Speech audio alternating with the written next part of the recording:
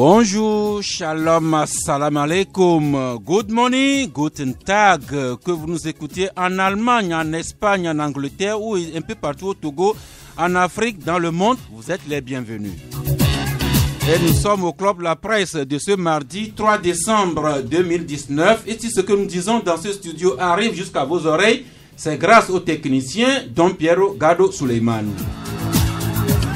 Je suis heureux d'avoir autour de moi 3 confrères et 2 invités de marque.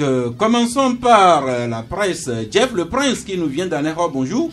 Bonjour Sass, bonjour à toutes les auditrices, auditeurs de Canal FM et Lumière FM à Anéro. Anéro se porte bien. À merveille. Avec ces siècles d'histoire, ces 3 royautés, son patrimoine de 2 fois capitale du Togo. Nous nous portons très bien. Merci beaucoup. Primus Dotier-Genou, Arlidia, bonjour. Bonjour, chers amis auditrices, chers amis auditeurs. Bonjour le plateau. Et lui, je le salue dans la langue de ses parents. Ablé. Ça, c'est Nablé. Je lui Ablé. Eh bien, c'est Faustin Oussou du magazine Indice paru. Et Faustin s'est déplacé pour partager avec nous quelques articles de son magazine. 4 invités, ils sont au nombre de 2. Monsieur Omar Agbangba, bonjour. Bonjour Sass Gaou et bonjour à tous les auditeurs et à tous les volontaires dont nous célébrons la journée internationale du volontariat le 5 décembre prochain. Merci de saluer d'abord les vôtres, à savoir les volontaires, pour dire que monsieur Agbangba, c'est le directeur de l'Agence nationale du volontariat. Les volontaires qui seront honorés le 5 décembre prochain. Et comme Canal FM s'est invité aux grandes occasions, M. Agbangba est avec nous pour nous parler de cette journée internationale des volontaires. Tout comme, je crois, demain va se dérouler la première journée du consommateur d'assurance. Vous vous rappelez que hier, nous parlions des assurances avec un article du combat du peuple qui interpellait une compagnie d'assurance et par-delà la compagnie, le ministre des Finances était interpellé. Et comme il n'y a pas de hasard, c'est demain ou après-demain que va se tenir cette première édition du consommateur d'assurance. Et quoi de plus normal que d'inviter dans ce studio M. Simenou, bonjour. Bonjour M. Sasgao. Monsieur Simenou qui est la cheville ouvrière de cette journée, cette première journée du consommateur d'assurance. Nous allons y venir. Mais comme une tradition est faite pour être respectée, nous partageons avec nous la pensée du jour que nous tirons de notre terroir qui dit que beaucoup de chemins mènent à la réussite, mais un seul chemin mène immanquablement à l'échec. Et ce chemin, c'est celui qui consiste à tenter de plaire à tout le monde. Encore une fois, je reprends pour nous. Beaucoup de chemins mènent à la réussite, mais un seul chemin mène immanquablement à l'échec. Et ce chemin, c'est celui qui consiste à tenter de plaire à tout le monde. Primus, juste pour dire que on ne plaira jamais à tout le monde, mais l'essentiel, c'est que nous disions et que nous fassions ce que nous pensons avec sincérité et bonne foi. Toujours, il faut être toujours sincère, quel que soit le danger que représente l'idée qu'on va exprimer. Et c'est un signe de personnalité, comme dirait au pays des hommes intègres, que de montrer une certaine intégrité dans ses actes et paroles. Merci. Ce que nous allons dire ici, c'est pas tout qui va vous plaire, mais je sais compter sur mes confrères et les invités qu'ils parleront avec sincérité de ce qui sortira tantôt de leur bouche. Sans transition, commençons par les arts et la culture. Et cet article que nous écrit l'Union pour la Patrie, qui écrit que le reggae jamaïcain est bientôt sur la liste, déjà sur la liste du patrimoine de l'humanité. Alors pour introduire cela, Chanson qui a bercé notre adolescence, notre jeunesse, l'une des œuvres de Bob Marley, eh bien, le reggae jamaïcain inscrit sur la liste du patrimoine de l'humanité. C'est une décision qui a été prise dernièrement, c'était le 29 novembre dernier, par un comité spécialisé de l'UNESCO. C'était à Port-Louis, capitale de l'île Maurice. Et l'UNESCO veut ainsi souligner la contribution de cette musique à la prise de conscience internationale sur les questions d'injustice, de résistance, d'amour et d'humanité. Primus? Oui, Robert Nesta Marley, qui est mort très tôt, je crois 36 ans, a composé 400 chansons. C'est énorme pour ce petit espace de vie. Et la plupart de ces chansons, 80% de ces chansons, est contre le système d'injustice, surtout à l'endroit des Noirs. Ce système d'injustice qu'il appelait le Babylon System. Et vous vous souvenez des chansons comme Buffalo Soldier, qui trace l'histoire de l'esclavage de ces Africains déportés de l'Afrique pour les Amériques, pour aller travailler pour le blanc et la richesse et l'enrichissement du blanc. Donc il a invité le monde entier à prendre conscience de cette injustice et à payer des réparations à toute la race noire. Mais malheureusement, le message de Bob Marley n'est pas encore parvenu à un niveau de conscience élevé dans l'Afrique elle-même. Donc le travail reste à faire et l'UNESCO vient d'inscrire le reggae jamaïcain sur la liste du patrimoine immatériel de l'humanité pour la contribution que cette musique nous a faite sur les questions d'injustice, de résistance, d'amour et d'humanité. Primus le rappelait, Bob Marley n'a vécu que 36 ans sur Terre. Il est mort il y a déjà 38 ans, mais nous parlons de lui au présent. Alors, nous qui avons 36 ans, quand nous ne serons plus là, qu'est-ce qu'on retiendra de nous? Faustin Ossour, bonjour. Bonjour, Sass. Eh bien, je trouve à la page 22 de votre magazine Indice cet article qui doit intéresser les écrivains. Vous parlez de la spoliation d'œuvres littéraires que vous qualifiez de gangrène sournoise pour les auteurs togolais. Il est fréquent, comme vous l'écrivez, qu'on voit les garçons au coin de rue, un peu dans les bars même.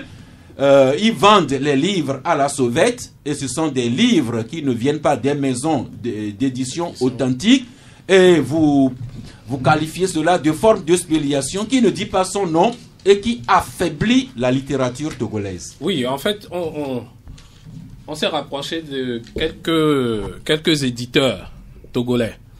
Et c'est eux qui ont exprimé ce sentiment de spoliation. Vous savez, vous parlez tout à l'heure de la musique. C'est une œuvre d'esprit. De même que s'asseoir, réfléchir à une histoire, coucher ça sur papier pour que ça suive tout le circuit, en fait que ça arrive dans les librairies, c'est un gros travail. Mais aujourd'hui, qu'est-ce que nous constatons? Des individus sans foi ni loi ont des imprimeries quelque part. Ils copient ces œuvres-là, multiplient et les mettent sur le marché, excusez-moi, à vil prix. Vous trouverez les classiques en partant de Mariam Abba jusqu'à Chekami Doukan, le Pagne Noir et tout, qui se vendent à 1000 francs CFA.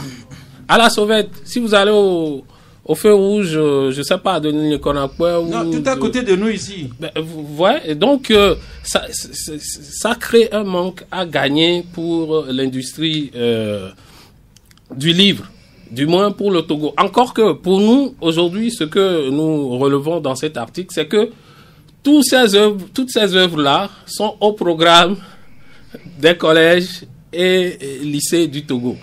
quelque part, peut-être que ça peut arranger la bourse des parents qui ne vont plus dépenser peut-être 3 500 ou 4 000 pour acheter un livre à la pharmacie. Mais au finish, c'est vraiment une grande graine pour l'industrie du livre au Togo.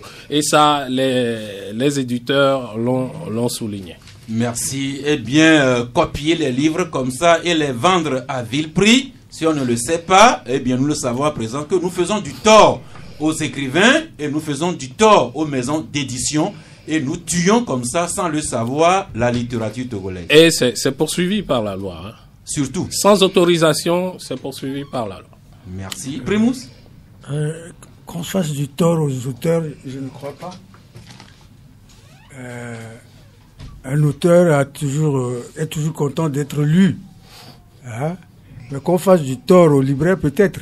Non, à l'auteur, puisque les droits sont divisés. Les droits d'auteur. Donc, en Europe, aux États-Unis, il y a des auteurs qui ne vivent que de leur écriture. Donc, vous pouvez pas me dire que, bon, c'est vrai, il est content qu'on le lise, mais enfin, il faut qu'il remplisse son... Peut vivre de leurs œuvres. Oui, mais c'est pas une raison. Merci. Bon, on ne va pas ouvrir tout le débat, mais il est évident quand même que quand quelqu'un s'enferme dans sa chambre et qu'il copie un livre que quelqu'un a passé des années à écrire et que c'est lui qui encaisse même le prix de vente alors que quelqu'un a peiné pour écrire, c'est d'une injustice, surtout punie par la loi.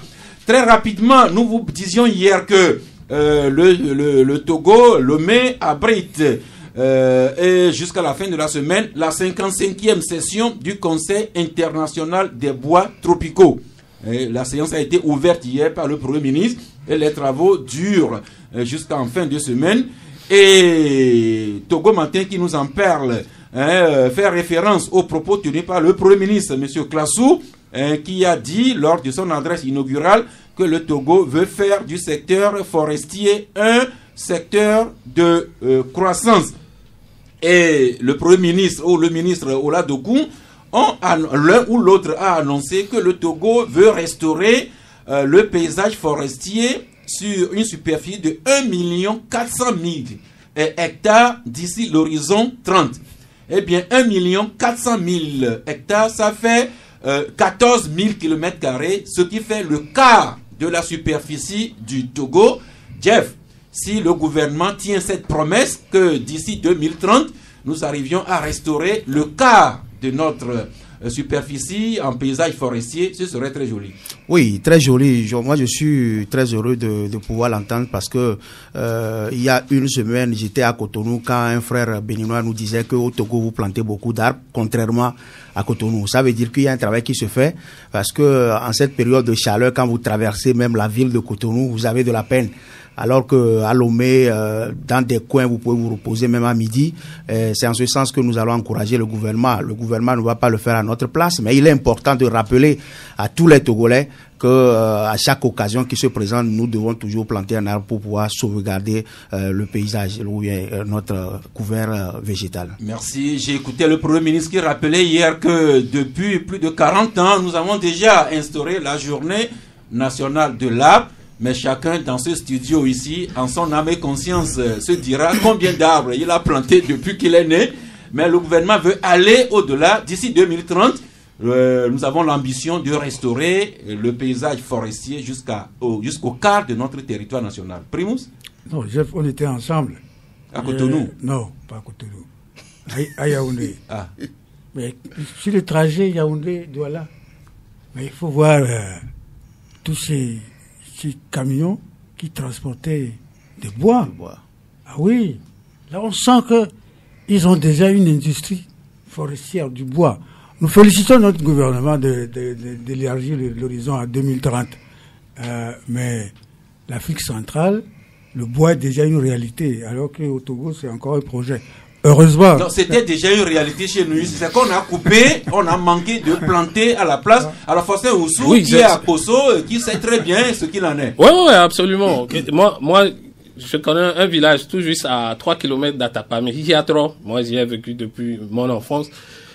Sur la colline, le village est entouré de collines. est entouré ou bien était entouré. Je veux dire... non, puisque ça, c'est la situation.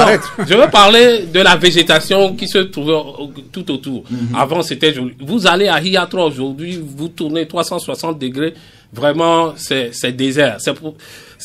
Moi, nous allons planter combien? 14 000 kilomètres? 1 400 000 hectares, ça fait 14 000 kilomètres carrés. Il faut aussi que des actions en faveur de la préservation de ce qui existe aussi se mènent. Sinon, on plante aujourd'hui, on coupe demain, on va faire le travail de Sisyphe pour rien. Si tu le permets, après le 1er juin, quand nous voyons les ministres qui mettent des plants en terre, après ce 1er juin, qu'est-ce qui est fait?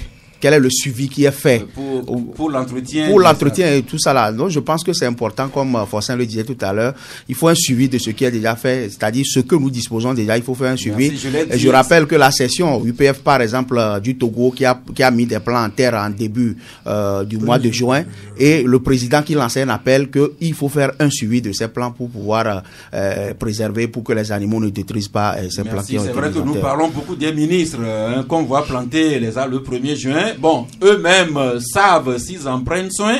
Alors, nous-mêmes qui parlons d'eux, est-ce que nous plantons au moins un arbre le 1er juin avant qu'on nous demande si nous en prenons soin ou pas? Moi, si je t'amène à Badou, je peux te montrer les plans que j'ai mis en tête depuis mon enfance. Ah, beau mentir qui vient de loin. Et les arbres témoins, c'est à Badou. Ok, je prends note. Et c'est également hier que s'est ouverte à Madrid, en Espagne, la 25e COP. Qui a parlé de ministre.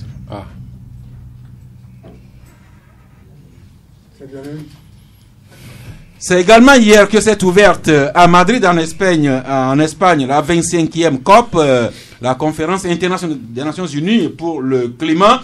Et au lancement de cette conférence, Antonio Guterres, le secrétaire général des Nations Unies, disait « Nous devons arrêter notre guerre contre la nature ».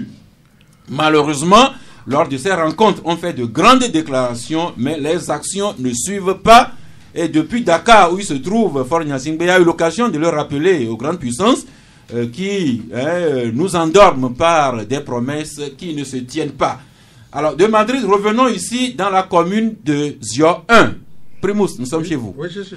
Eh bien, la commune de Zio 1 qui vient d'élaborer un plan climat. Et Togo Matin qui en parle dit que c'est une première au Togo qu'une commune de notre pays se dote d'un plan climat.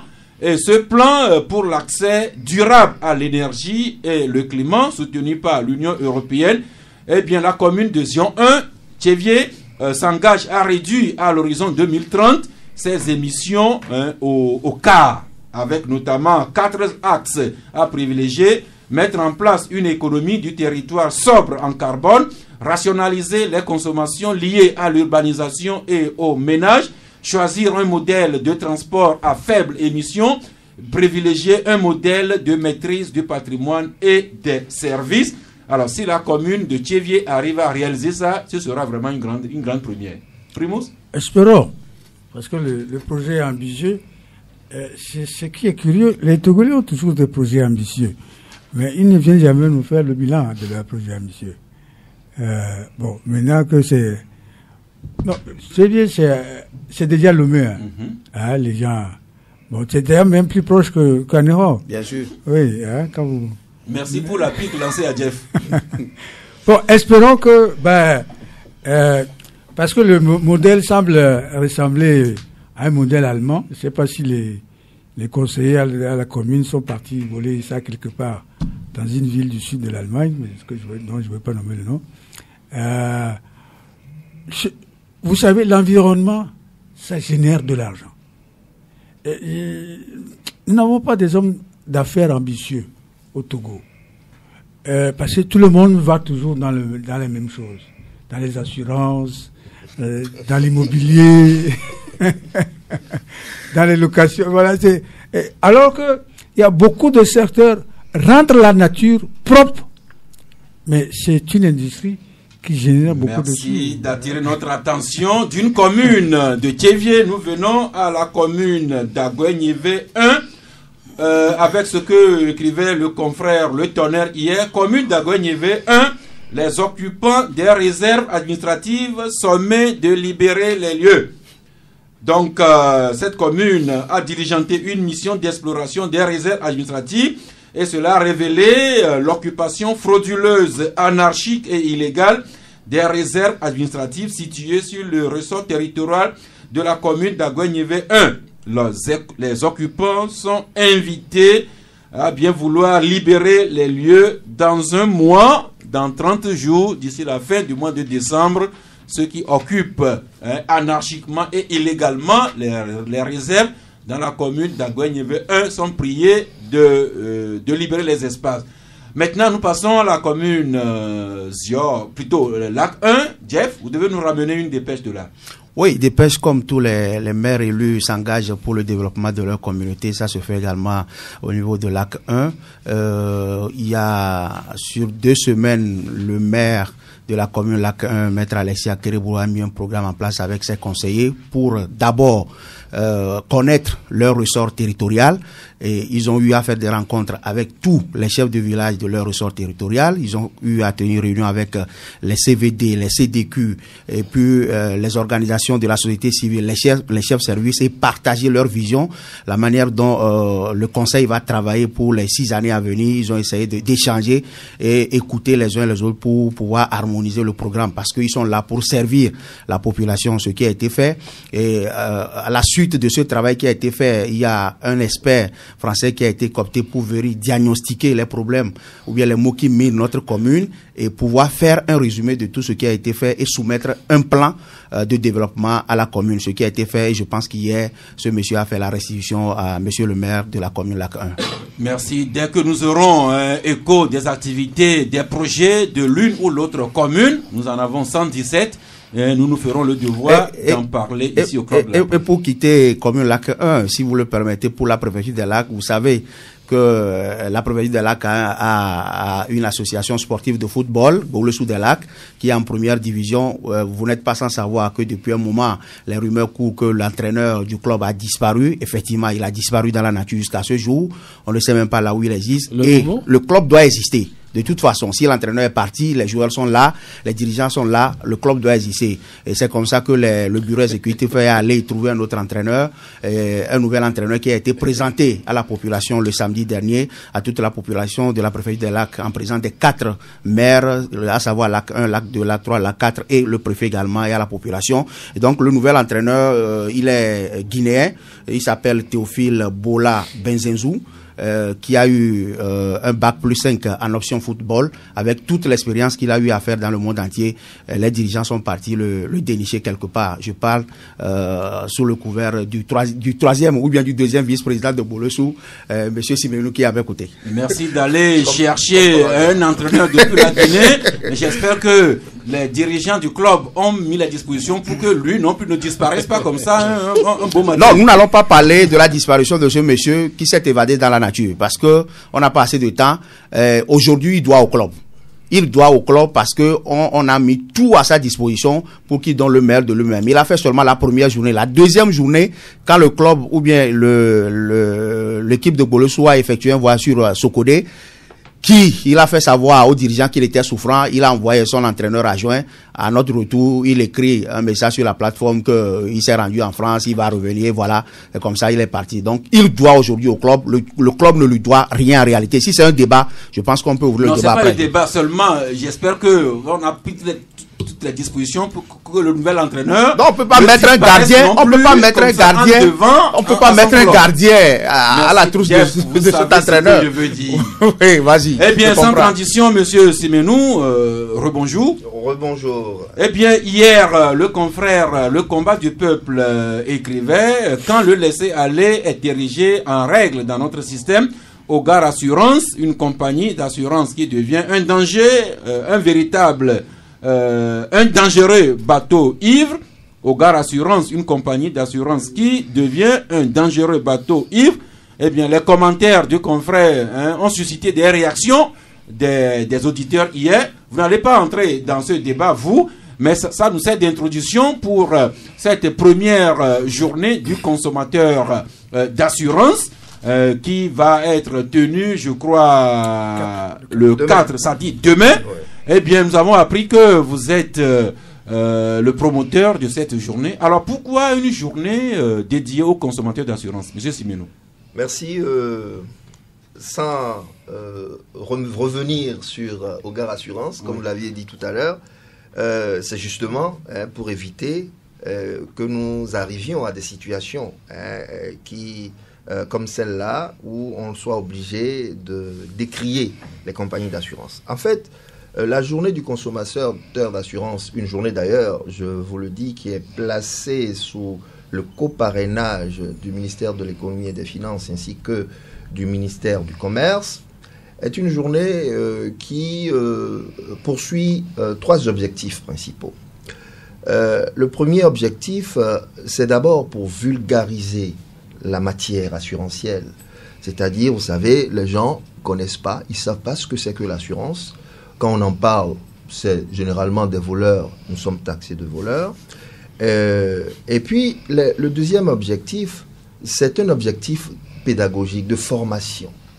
De formation, et parce que non seulement on montrera aux uns aux autres l'importance de l'assurance, mais encore on leur dira ce que c'est que l'assurance, c'est-à-dire qu'est-ce qu'il y a dans l'assurance.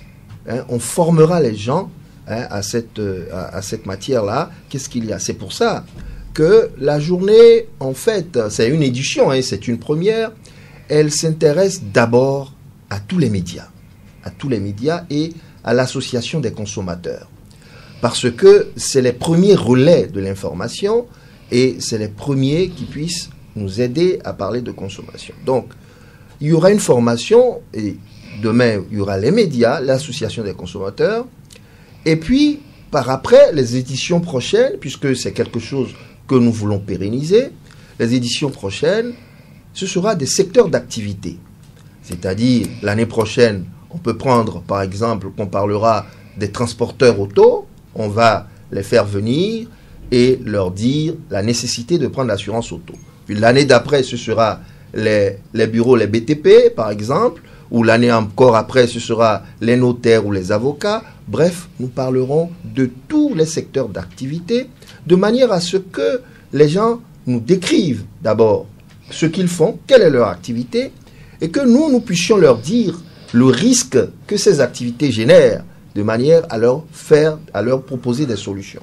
Alors, qui est-ce qui fait ça? En fait, ça c'est le troisième volet, c'est lorsque vous comprenez tout ça, quand vous voulez prendre votre assurance, où irez-vous la prendre? Alors, l'objectif, c'est de dire à la population ou aux médias qu'il y a un fort risque qu'on prend lorsqu'en prenant l'assurance, on va s'adresser directement à une compagnie d'assurance. C'est-à-dire que le preneur d'assurance et le consommateur étant un profane, il a tout intérêt à aller voir un expert, un expérimenté en la matière qui puisse le conseiller et l'orienter et lui dire « Bon, voilà, c'est ce qu'il vous faut ». Et lorsqu'il y aurait un sinistre, c'est encore cet expert qui sera aux côtés du consommateur d'assurance pour l'aider à prendre ses indemnités. Donc c'est très important parce que pour prendre l'assurance, vous vous cassez la gueule parce que vous ne connaissez rien du tout, vous allez voir la compagnie d'assurance, il vous vendra n'importe quoi, et vous, alors que vous n'en savez rien du tout. C'est pour ça le réflexe qu'il faut avoir, c'est d'aller voir une compagnie, un courtier d'assurance ou assureur conseil qui est un professionnel. Et en plus, ce qu'on ne vous dit pas, c'est un service gratuit. L'assuré, le consommateur d'assurance, va voir le courtier et le courtier interroge le marché pour voir quel est le produit le plus adapté à ce consommateur d'assurance. Et ce n'est pas le client qui paye. Et notre service n'est pas rémunéré par le client, mais c'est les compagnies d'assurance qui nous rémunèrent. Donc c'est très important et nous voulons mettre l'accent sur ça de manière à ce qu'à un moment donné, nous puissions aujourd'hui protéger les consommateurs d'assurance parce que nous sommes à leur côté. Il ne faudrait plus qu'ils prennent le risque d'aller directement vers une compagnie d'assurance. Bon, c'est vrai que j'ai été assureur par le temps, mais c'est encore mieux lorsque, après avoir été longtemps assureur, qu'on se reconvertisse en assureur conseil parce que vous connaissez, n'est-ce pas, les méandres, vous connaissez les astuces, vous connaissez un certain nombre de choses qui sont des outils à votre disposition. Avec cette introduction, on ne peut pas ne pas aller à cette première édition de la journée du consommateur togolais. La première édition qui concerne principalement les journalistes, avec notamment le CONAP et l'ATC et les journalistes et les consommateurs. Monsieur Simenou, nous apprenons qu'au terme de la journée, une convention sera signée entre la Fédération internationale des assureurs et conseils et les journalistes et les consommateurs. C'est exact, oui. C'est exact. Et c'est bien ce qui va se faire demain. Hein, et ça, sous les yeux, n'est-ce pas, des autorités. Nous aurons le plaisir à signer ensemble cette convention qu'on appelle tripartite, en prenant les deux associations de consommateurs qui feront une entité. Donc, la Fédération togolaise des assureurs conseils et ensuite la troisième entité, donc, c'est les journalistes représentés par le CONAP. Et c'est un plaisir pour nous d'arriver, n'est-ce pas, à cette fin. Et pour dire, nous allons très loin parce qu'aujourd'hui, l'initiative que nous avions prise de lancer cette édition va au-delà d'une édition locale. Parce que, je vous dis sans prétention, nous sommes dans une fédération internationale des assureurs conseils.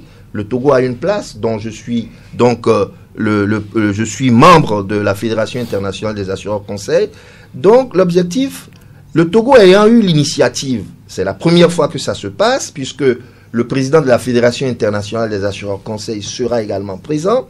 Ça donnera l'exemple à d'autres pays pour faire également des éditions locales, de manière à ce que nous en arrivions à avoir une journée internationale, n'est-ce pas, des consommateurs d'assurance. Et à ce moment-là, lorsque nous nous réunissons par moment, puisque ça se fait de façon rotative dans tous les pays, nous tiendrons en marche de nos travaux la journée internationale des consommateurs d'assurance où le grand public sera là pour qu'on puisse leur expliquer ce qui est. Merci. Dans un livre célèbre, il a écrit que mon peuple périt faute de connaissances.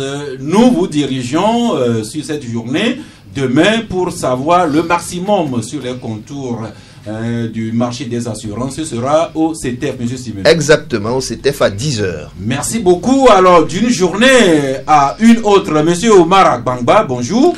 Bonjour Saskao. Le directeur de l'Agence nationale du volontariat national. Nous apprenons que le 5, ce sera le mercredi, sera la journée, jeudi plutôt, ce sera la journée internationale du volontariat. Nous avons souhaité que vous veniez nous en parler. Vous confirmez cela? Oui, Saskao, c'est la journée internationale du volontariat le 5 décembre. Une journée instituée par l'Assemblée générale des Nations unies depuis 1985. Et elle est célébrée dans tout le monde entier. Alors pourquoi une journée internationale dédiée aux volontaires? L'Assemblée générale des Nations unies a vu tout le travail que fait, ou bien tout le travail que font les volontaires. Quand vous regardez l'Afrique, toute la vie communautaire est une vie volontariste. Donc, le volontariat est présent dans la vie de tous les jours. Et ces volontaires font un travail extraordinaire. Ils sont toujours présents avant toute institution, avant toute organisation. Donc, du coup, on ne peut pas laisser sans reconnaître le travail qui est fait par ces volontaires, sans instituer une journée pour les célébrer et les encourager à mieux faire et inviter les autres aussi à s'engager dans les actions de volontariat. Eh bien, les volontaires, on les connaît, les volontaires des Nations Unies, les volontaires américains, les volontaires français. Et nous-mêmes, nous avons notre volontariat national depuis 2011. Si ma mémoire est bonne, monsieur Abangba. C'est bien ça. Alors, ça fait 8 ans, en 8 ans de volontariat, est-ce que vous avez quelques statistiques pour nous situer? Bientôt 10 ans que l'État togolais a voulu dire que nous recevons des volontaires des pays étrangers. Il y a des initiatives de volontariat au niveau local, au niveau communautaire, au niveau des associations. Pourquoi l'État ne va pas avoir un programme de volontariat piloté par le gouvernement et organiser plus le secteur. Donc depuis 2011, le programme de volontariat a été lancé et aujourd'hui nous sommes à plus de 29 000 jeunes volontaires qui ont été mobilisés dans le cadre de ce volontariat. On est passé du volontariat des jeunes diplômés primo-demandeurs d'emploi à 4 types de volontariat. On a les volontariats des jeunes déscolarisés, qui est le volontariat d'engagement citoyen. Nous avons le volontariat international de réciprocité, qui permet au Togo aussi d'envoyer des jeunes à l'étranger. Et on a enfin le volontariat des seniors, qui permet de mettre en lien les personnes âgées avec les jeunes, histoire de transférer les compétences, de créer un lien intergénérationnel. Donc aujourd'hui, le chemin parcouru permet de dire que le Togo est une référence en matière de volontariat en Afrique et dans le monde. Merci de nous dire cela. Alors, vous continuez avec la contribution de ces volontaires-là, des volontaires nationaux sur les questions d'inclusion et d'équité, notamment, Jean. Évidemment, le thème de la journée internationale du volontariat cette année est le volontariat pour un monde plus inclusif.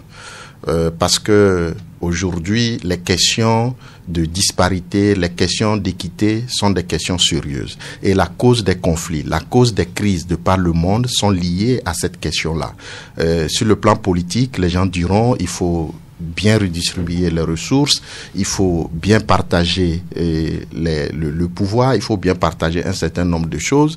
Et c'est légitime parce que même au sein d'une famille, quand les choses ne sont pas bien partagées, vous voyez que les conflits seront là. La famille ne sera pas en paix. On assiste à ça quotidiennement dans les familles nombreuses, notamment les familles de polygames. Aujourd'hui, le thème d'un monde inclusif à travers le volontariat illustre un peu le fait que les volontaires sont un peu les équilibristes, ceux qui essaient de compenser les disparités, ceux qui vont là où il n'y a rien qui est fait, ceux qui vont pour faire la différence. Donc, c'est mettre en exergue ce travail du volontariat qui est ignoré et je pense que c'est le lieu d'inviter les gens à donner plus de considération aux volontaires et à tout ce que les volontaires font pour un monde plus juste. Eh bien, la journée, ce sera le jeudi prochain. Quelques grandes lignes que vous mettez au programme?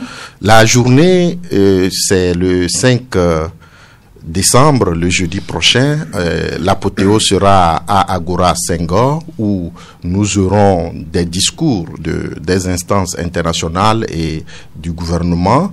Nous aurons aussi à primer, on a lancé le concours du meilleur volontaire de l'année. On va primer les meilleurs volontaires qui se sont illustrés par leur travail sur le terrain. Nous allons également visiter des stands des corps de volontariat. Samedi dernier, nous avons organisé une activité liée à l'environnement. Vous avez développé ici les questions d'environnement. L'éco-jogging, où nous avons couru avec plus de 200 volontaires. On a ramassé plus de 56 kg de déchets plastiques qui vont être recyclés. Nous avons également la collecte du sang. On a appelé ça 100%. Nous avons pour objectif de collecter au moins 100 pochettes de sang au profit des malades qui en ont besoin, et c'est les volontaires qui vont donner ce sang et les corps de volontariat présents. Donc c'est une occasion de célébrer le volontariat et d'inviter ceux qui ne sont pas encore dans le volontariat à être avec nous. Merci, chers confrères. Une question à M. Agbangba ou bien M. Semenou. Jeff plutôt. Oui, merci à M. Omar Agbangba pour son développement et félicitations pour le travail qui se fait. Ma première inquiétude, j'ai comme l'impression que nos concitoyens sont toujours pessimistes avec cette histoire de volontariat.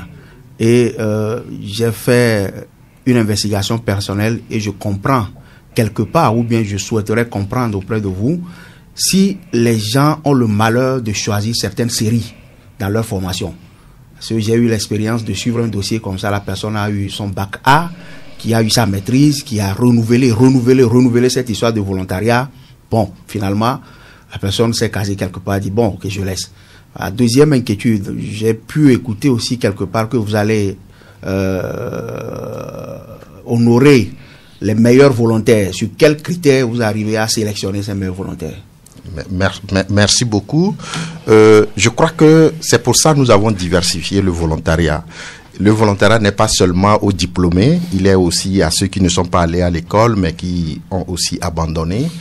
Le volontariat, déjà, c'est un don de soi et que la forme structurée, organisée que l'État a mis en place est une forme qui cadre, mais il y a d'autres types de volontariat. Et si quelqu'un a été candidat au volontariat, il n'a pas eu la chance d'être mobilisé, il peut faire son volontariat dans plusieurs organisations, dans plusieurs dispositifs, et il n'a pas raison de se décourager. C'est ce que je vais dire par rapport à ça.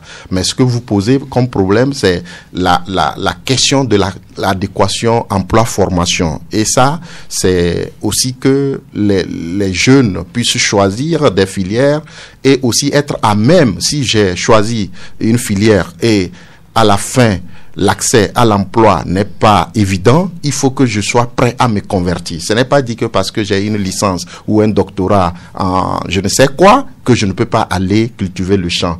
Vers Anéo, là-bas, vous voyez, il y a des terres, on peut faire le maraîchage, on peut faire plein de choses. Il y a plein de choses qu'on peut faire et ne pas attendre d'aller travailler pour quelqu'un. C'est ce que je peux dire par rapport à ça.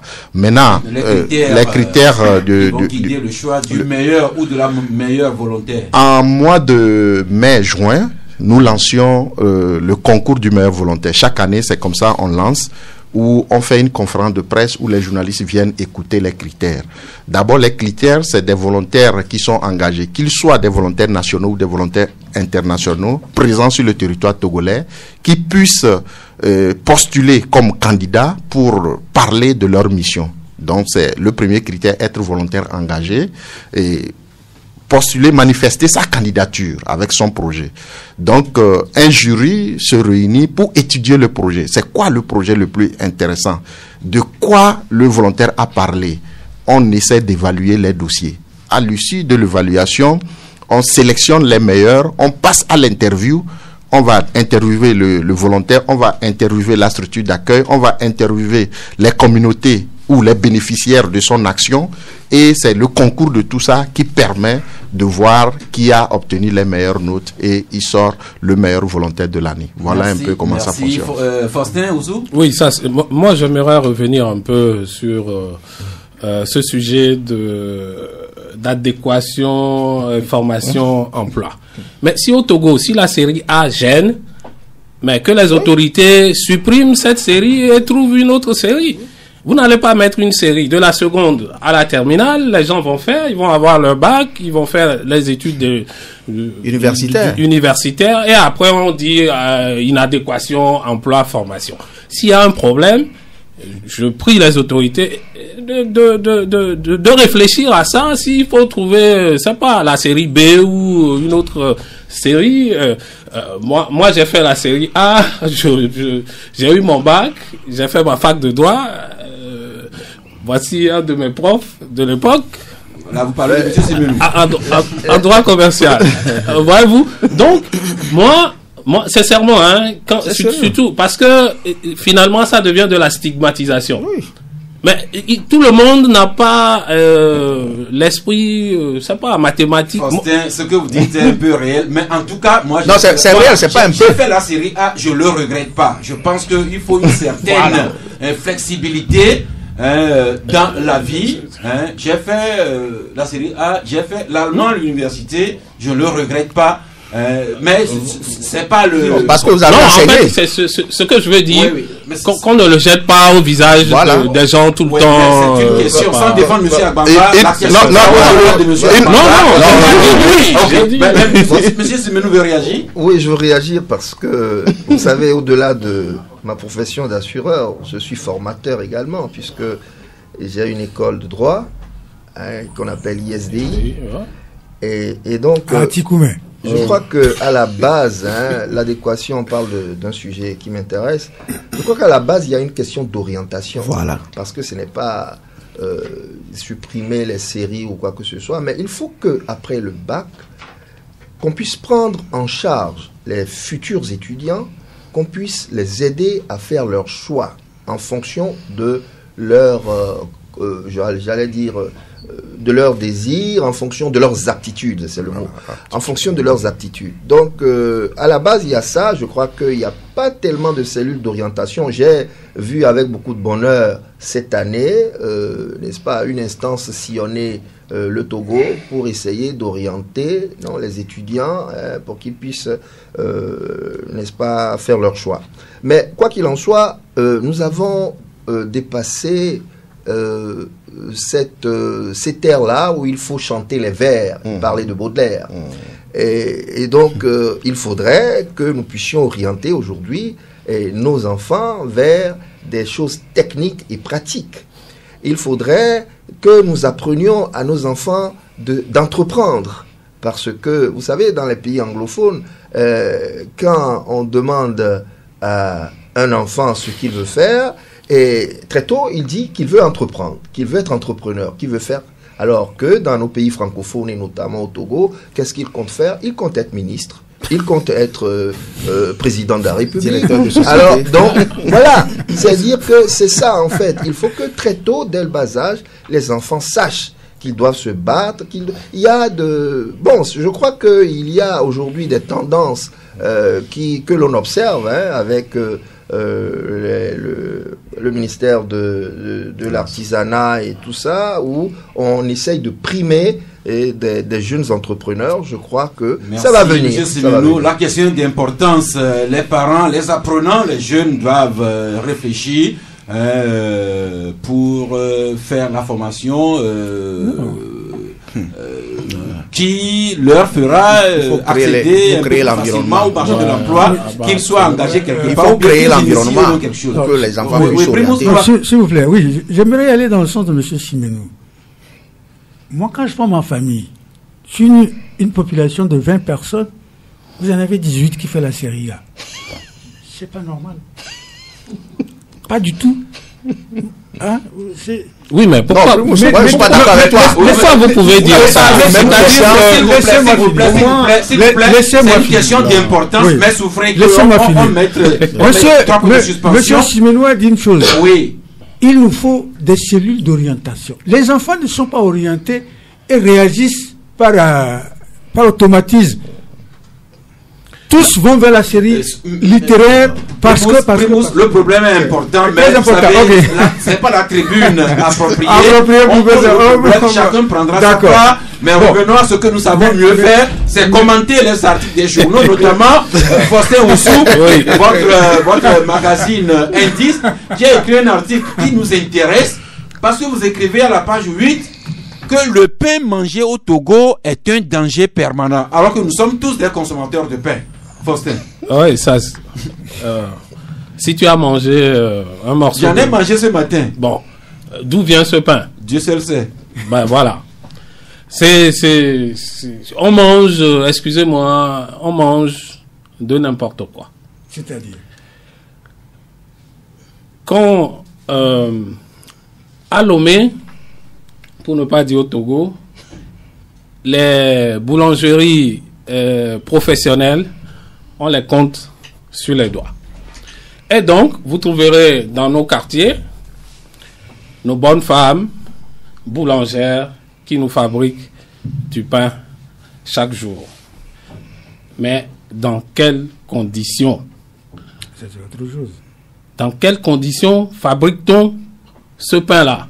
C'est ce que nous relatons un peu dans cet article, parce que ça nous a pris un peu de temps, on a fait de petites enquêtes, on est allé, mais vous savez, quand on finit de moudre et on doit mettre la pâte dans un enclos chaud pour que ça puisse se lever, mais si vous allez voir les endroits où on stocke, mais l'endroit, c'est là où les bonnes, je sais pas, les petites sœurs, tout ça, là, ont dormi la veille. Et le lendemain, à côté, il y a les bagages, les sachets, le toit, tout ça. Mais ça, je t'assure que au moins pendant 2 jours, pour manger un pain, je réfléchissais. Non, il faut pas mal poser les problèmes. Par 2 fois. Et donc, c'est de cela. Il y a d'autres sujets qu'on a relatés, d'autres points qu'on a relatés mais ça, vous allez chez certaines boulangères, non, c'est pas la table. Disons les conditions d'hygiène dans lesquelles le pain est cuit. Également, vous parlez des additifs que vous trouvez dangereux dans certaines catégories de pain. Heureusement que le gouvernement, enfin le ministère du Commerce a pris un arrêté la fois dernière pour interdire le bromate de potassium, parce que c'est cet additif-là qui donne une belle forme au pain.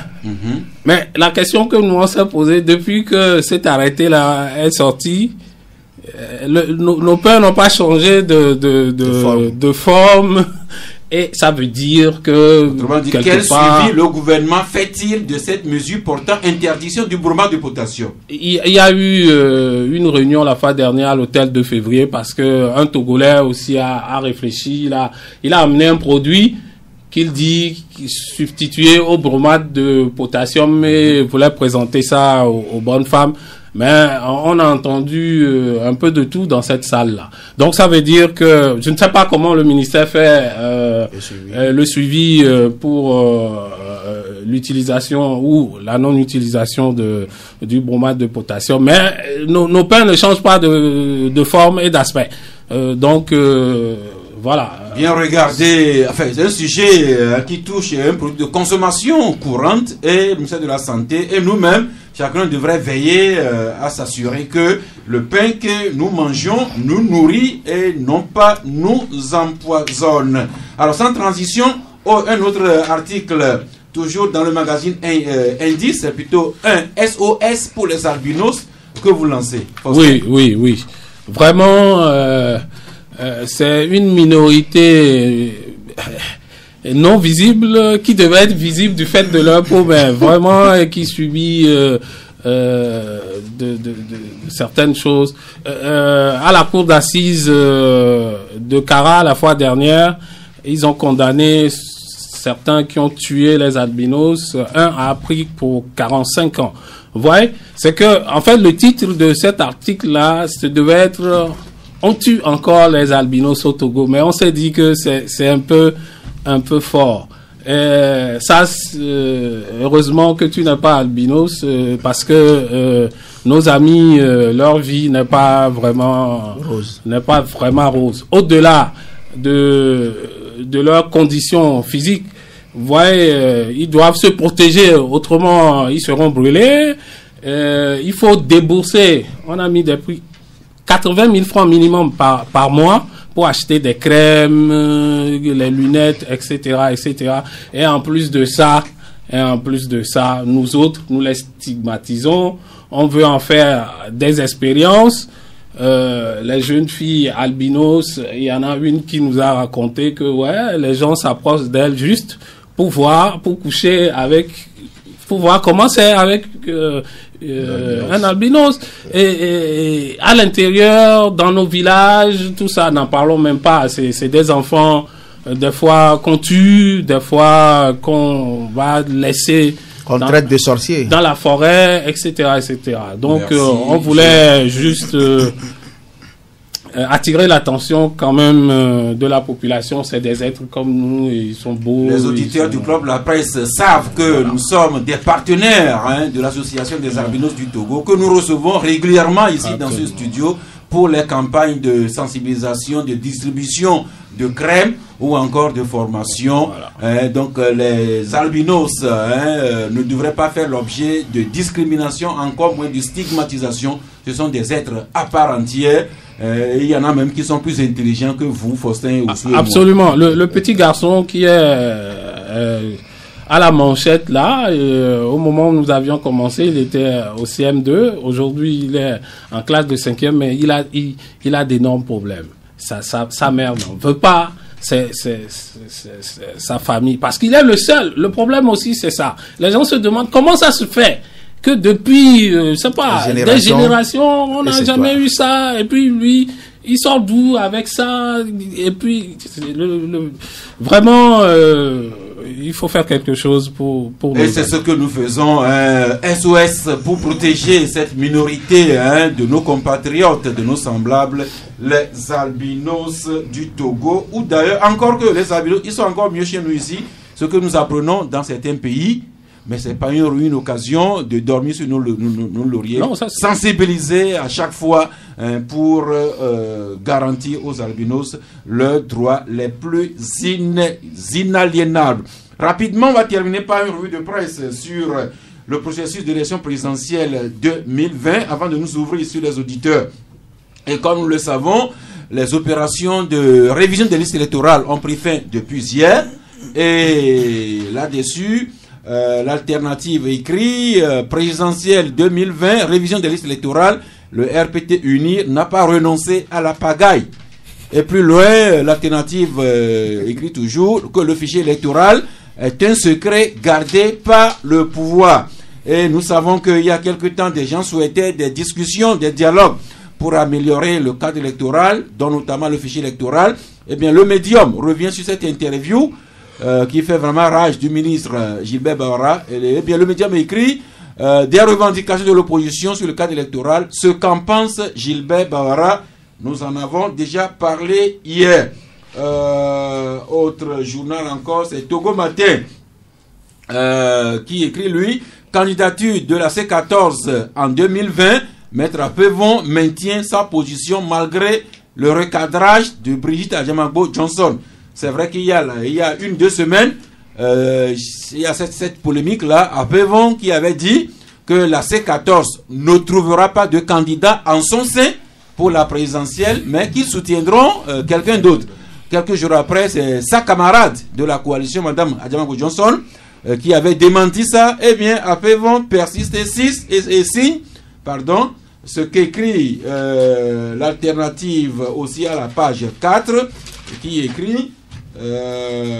l'alternative à la page 4 qui écrit Maître Apevon persiste et signe, la C14 n'aura pas de candidat propre en son sein. Et pour terminer tout ça, à l'endroit de tous les candidats déclarés ou à venir, le magazine écrit Monsieur le candidat, change ton discours. Le magazine Indice. Magazine Indice, pardon. Monsieur le candidat, change ton discours. Indice qui révèle que au Togo, la classe politique manque de mots forts pour une campagne vraiment convaincante. Donc, Faustin, vous interpellez les candidats, il faut qu'ils disent, il faut qu'ils mènent une campagne vraiment qui nous intéresse et qui nous emballe, c'est ça? Oui, pour une élection présidentielle, on demande juste que chacun déroule son projet de société, c'est tout. Et bon, chez nous, on a l'impression que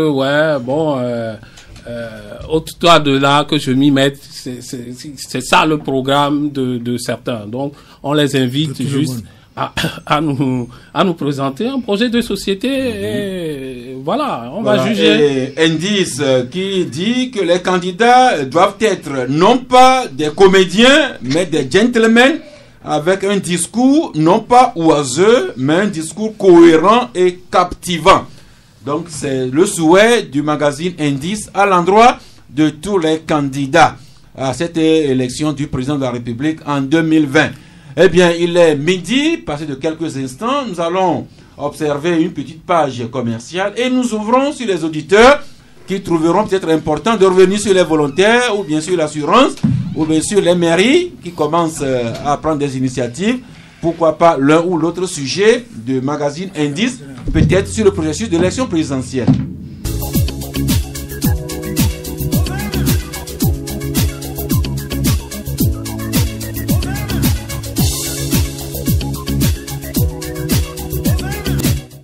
Eh bien, il est 12h passé de quelques 3-4 minutes. Les deux lignes sont à votre disposition. Le 22 21 33 74 ou bien le 22 20 19 68 pour écouter votre question ou vos commentaires ou critiques sur l'un ou l'autre sujet que nous avons développé aujourd'hui.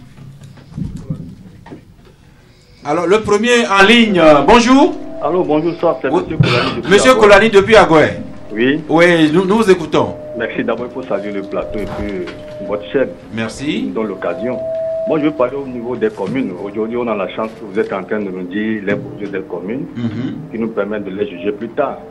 Et je voulais parler de la commune de Lac, là, où celui qui voit le journaliste qui est sur le plateau a dit le maire a réuni la société civile, les chefs, pour diagnostiquer certaines choses, mais seulement ce qui n'a pas été intéressant, il dit il y a eu un Français. Et ça, ce n'est pas aussi bien. Après 60 ans d'indépendance, et la ville d'Anéro qui est 2 ou 3 fois capitale, où il y a tous les intellectuels, et on cherche encore un Français pour diagnostiquer, et puis pas de diagnostiquer.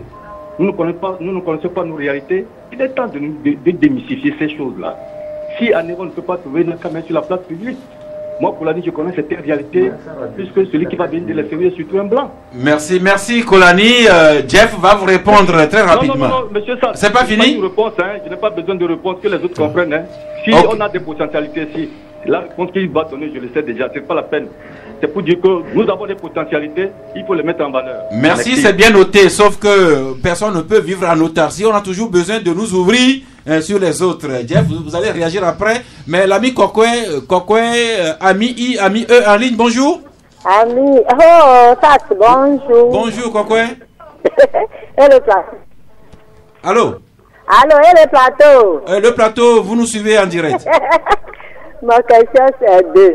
Mais je ne crois pas que c'est une question, mais on va aller voir. Allez-y toujours. Premièrement, tout le monde qui sait qu'il a fait albinos dans le monde, il n'a qu'à savoir que ce n'est pas lui-même qui a décidé de faire albinos, ou bien ce n'est pas quelqu'un qui a décidé à lui de lui faire albinos.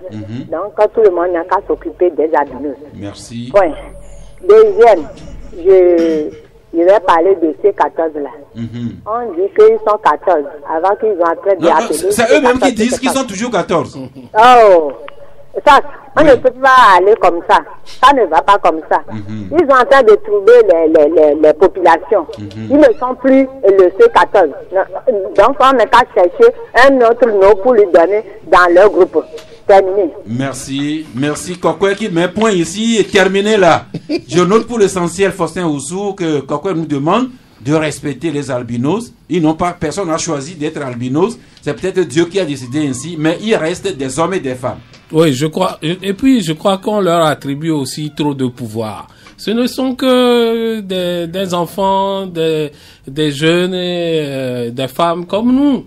Mais dans nos contrées, un albinos, les yeux d'un albinos peuvent faire ci, son cœur peut faire ci, sa jambe, sa tête. C'est aussi ces croyances-là qui font que souvent ils sont poursuivis, tués, etc. Merci. Et si jamais on touche à un albinos en termes de torture ou mauvais traitement, la loi punit. La loi punit. La loi punit. L'auditeur suivant, Didier, bonjour. Oui, bonjour, Saf. Oui. Bon, Saf, moi je voulais faire un petit rappel là. Vous faites une bonne émission, vous devez faire un peu attention. Il y a les journalistes qui viennent à la radio, ils commencent à expliquer les noms des sociétés, ils ont fait ça, ils ont fait ça. Et puis quand on répond, ils nous disent qu'ils ne sont pas charlatans. La preuve hier, quelqu'un venait là, il a quand même pas cité le nom d'une société d'assurance. Il ne maîtrise pas les aboutissants. Et puis il dit des trucs, c'est dangereux. C'est comme une institution financière. Si les gens viennent pas maintenant retirer tous leurs sous, bien tous les contrats, vous voyez que la société peut tomber. Donc, sur les trucs comme ça, il faut faire extrêmement attention. Même si on veut accuser, il faut faire ça avec tact. Pas directement dire que le ministre ne fait pas ça, ne fait ça, que la société va couler bientôt. C'est pas normal. C'est pas normal dans un état de droit. Je vous remercie. Merci. Je regrette que le confrère n'est plus en studio aujourd'hui. Mais il me répond qu'il n'est pas charlatan. C'est pas normal. Oui, quand un auditeur l'avait interpellé, il avait dit qu'il c'est moi-même qui l'a interpellé. Ah, c'était vous. Qui n'est pas charlatan. Personne n'est charlatan, mais il faut qu'on fasse les trucs dans les normes. Merci. Et puis il renvoie à lire son journal. C'est dans le journal, si on lui donne, est-ce qu'il peut répondre au tribunal? C'est pas parce qu'on est journal. Et si quelqu'un vient maintenant et dit, bon, Radio Canal est pro cela, et il dit que des bêtises, est-ce que vous serez content?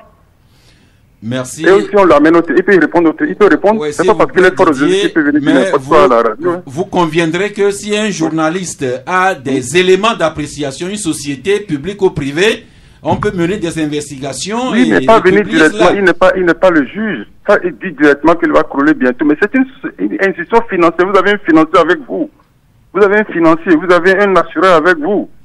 C'est dangereux si demain les gens écoutent la radio. Vous avez une radio de grande écoute. Les gens pas directement retirer tout leur Didier, le problème, est-ce que ce que le confrère évoque est vrai ou faux? Non, mais est-ce que celui qui écoute la vérité, c'est vrai ou pas? Merci. Celui qui écoute la radio, est-ce qu'il a eu celui qui ne comprenne pas encore vous, comme vous et moi, est-ce qu'il peut faire la distinction tout de suite? Merci, c'est bien noté, mais Didier, vous souffrirez que si un journaliste a des raisons, a des éléments d'appréciation sur une société, il a toute la liberté d'écrire son papier, de faire ses commentaires. Maintenant, si la société n'est pas contente, il y a toujours des voies pour régler cela. Merci quand même pour votre contribution. À moins qu'en attendant le prochain auditeur, Didier, plutôt Jeff. Oui, je voulais juste apporter un élément de réponse à notre ami qui avait posé une inquiétude. C'est que quand nous sommes en studio, on n'a pas assez de temps pour expliquer les choses. Vous voyez le nombre de journalistes et invités que nous avons autour du plateau. Je dirais justement à mon frère ou concitoyen que quand je parle de la commune, par exemple, a déjà travaillé avec des experts togolais. Et je lui fais la référence de Lumen Service à Aneho. C'est ce cabinet qui fait du bon travail, a été déjà coopté par la mairie, qui a donné ses résultats. Maintenant, on veut faire la contre-expertise avec un autre expert pour voir si ce qu'on a déjà fait est en adéquation avec les réalités du terrain. C'est juste, on n'est pas là pour venir dire, on importe quelqu'un de la France pour venir faire, mais les nationaux ont déjà fait un travail. Mais comme c'est une institution, il faut comparer ce qui a été fait avec un autre pour pouvoir prendre le meilleur résultat. Merci. Papa Sardjiné en ligne, bonjour. Bonjour. Oui. Oui, je salue le président. Nous vous saluons aussi. Bon, je voudrais intervenir du côté de celui qui est venu de l'assurance là. Ah, malheureusement, il a une urgence.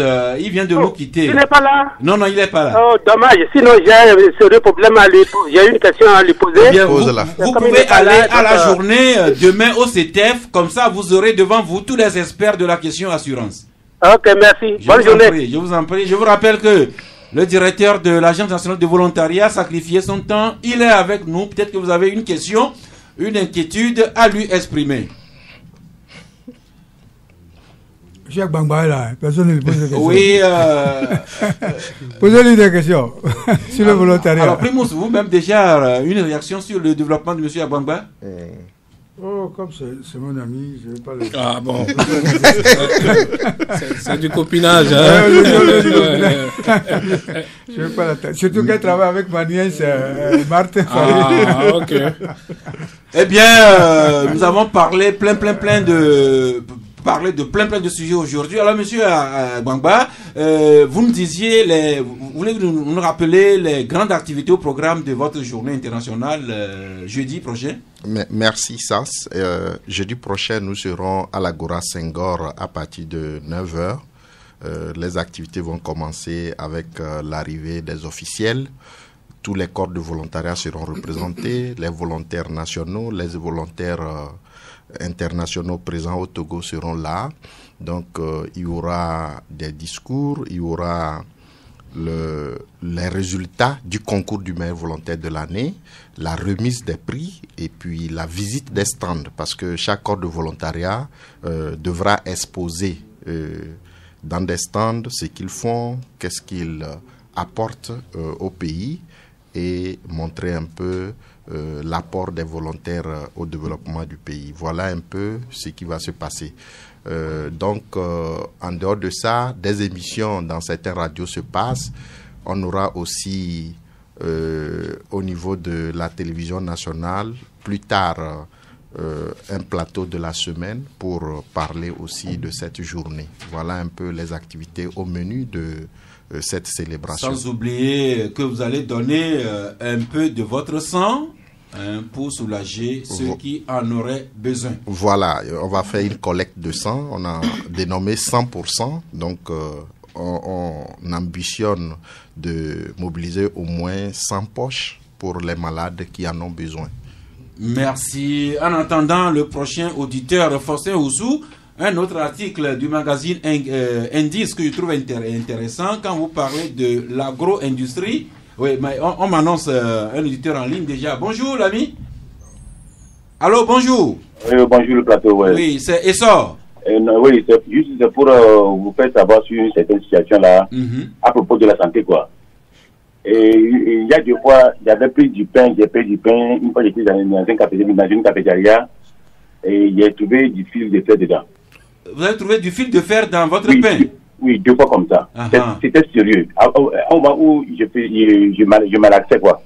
Oui. Le pain, quoi. Donc, il va falloir qu'on fasse attention à ça. Et vous avez signalé ça là, à celui qui vous a servi? À qui maintenant? Bon, j'avais demandé, bon, déjà, parce que, bon, je n'avais pas eu l'intention de dire ça, mais finalement, comme vous êtes sur le sujet, c'est pourquoi je me suis intervenu là-dessus. Oui, je vous comprends, mais quand vous avez trouvé du fil de fer dans votre pain, est-ce que vous avez montré ça à celui qui vous avait servi? J'ai montré ça à la dame. Elle a dit quoi?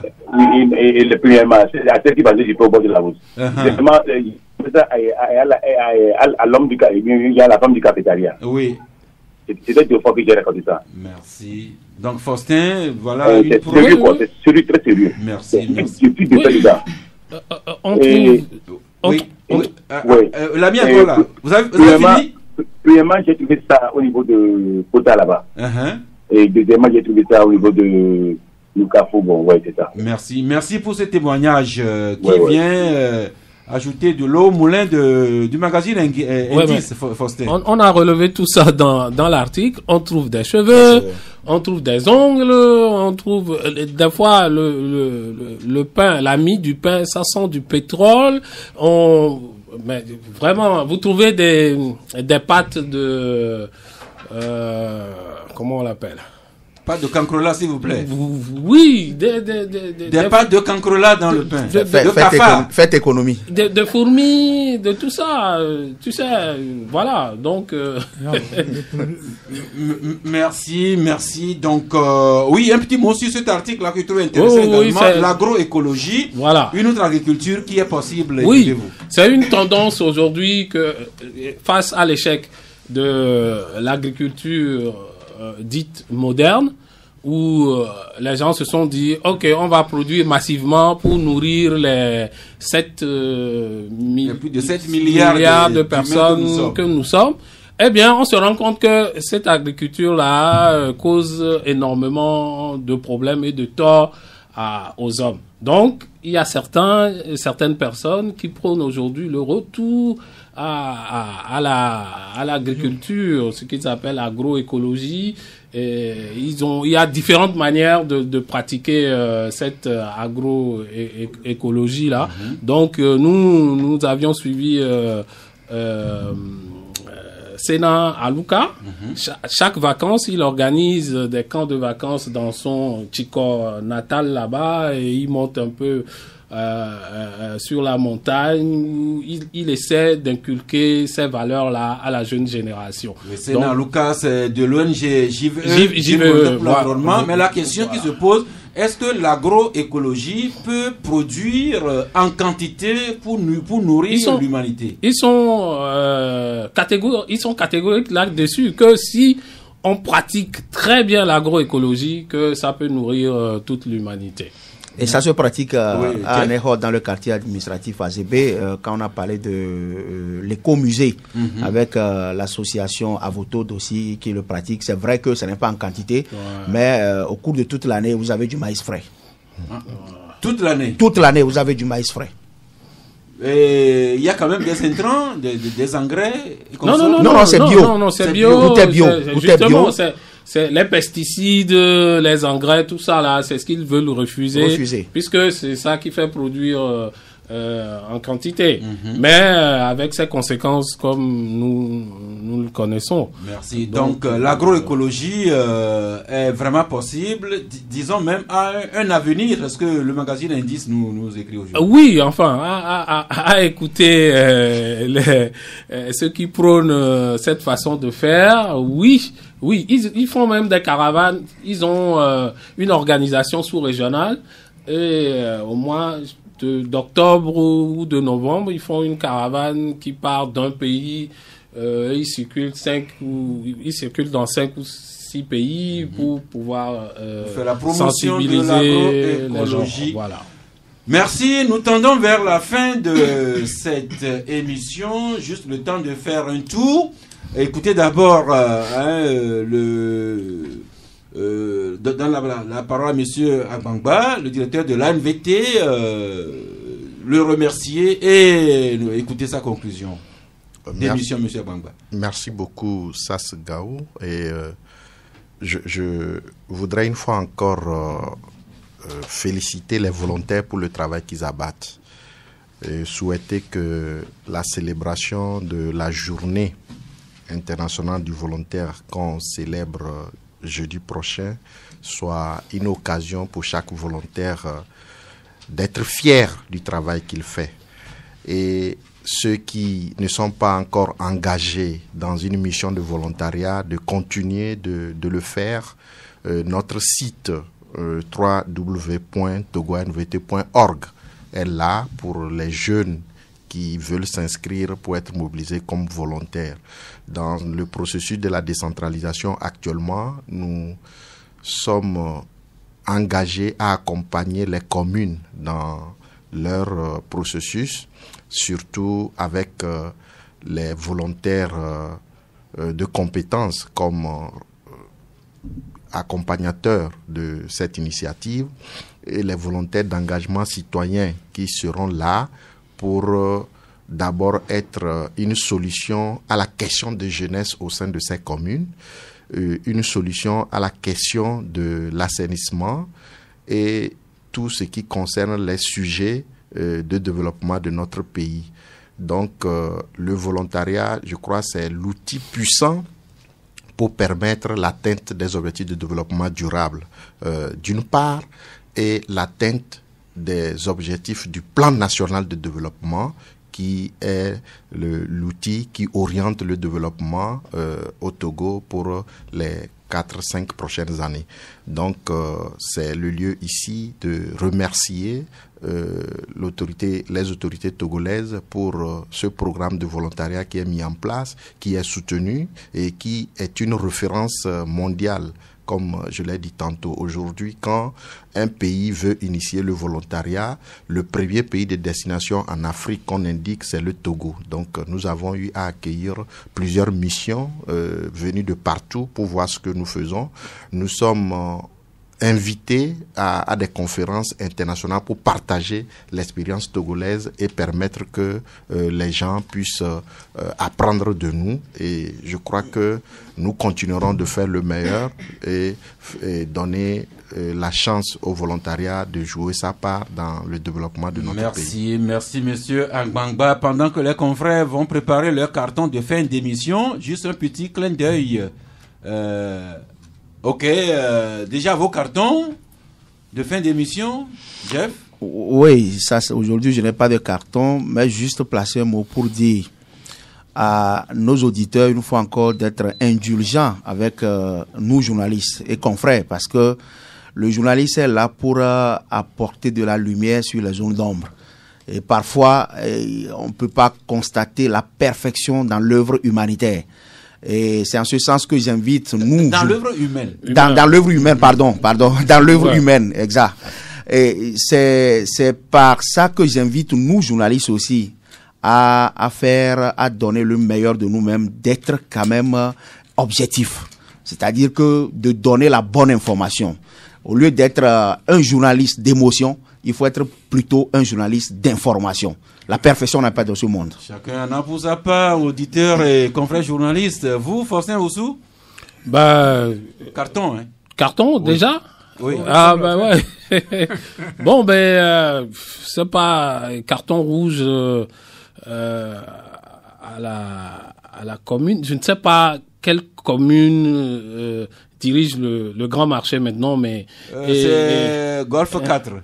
Ils ont érigé une partie de la voie en venant de la plage vers l'ancien BIA, Ati Djari Wafa. Mm-hmm. Ils ont érigé, comment je vais dire ça? Ils ont pris la moitié de la voie pour faire un parking de moto. C'est pas, c'est vrai qu'ils ont interdit que les motos circulent à l'intérieur du grand marché. Ils n'ont qu'à réfléchir à où mettre ces engins-là. La voie est faite pour que les voitures circulent. La voie, c'est pas un parking. C'est pas un parking. Et pour ça, carton rouge à celui qui a fait ça. Bon, je ne sais pas. Non, on peut utiliser une partie de la voie pour le parking. Bon, disons non, mais s'il le décide, je suis d'accord. Ah oui, je reprends. Donc, disons que le grand marché de Lomé est sur le territoire de la commune 4. Oui. Mais il semble que c'est le gouverneur à nommer qui va gérer. Donc, pourquoi votre carton va plutôt à l'endroit de ceux qui ont celui qui gère sur la voie. Voilà. J'ai bien dit, je ne sais pas qui. Non, je vais dire merci d'abord au corps habillé. Non, ça va à la page des cartons. Oui, c'est bon. Ils ont remis le permis à notre ami chauffeur sans lui prendre de l'argent. Il m'a fait savoir ça vendredi passé. Et pour ça, il mérite un carton? Non, je dis merci. Carton merci. Non, oui. Carton vert. Merci. Carton vert à la police ou bien à la direction à la DSR qui a remis le permis au taximan sans lui faire payer. Sans pénalité. Merci, c'est fini pour aujourd'hui. Nous comptons bien vous retrouver encore bien nombreux demain mercredi à 11h si Dieu le veut et Dieu le voudra bien.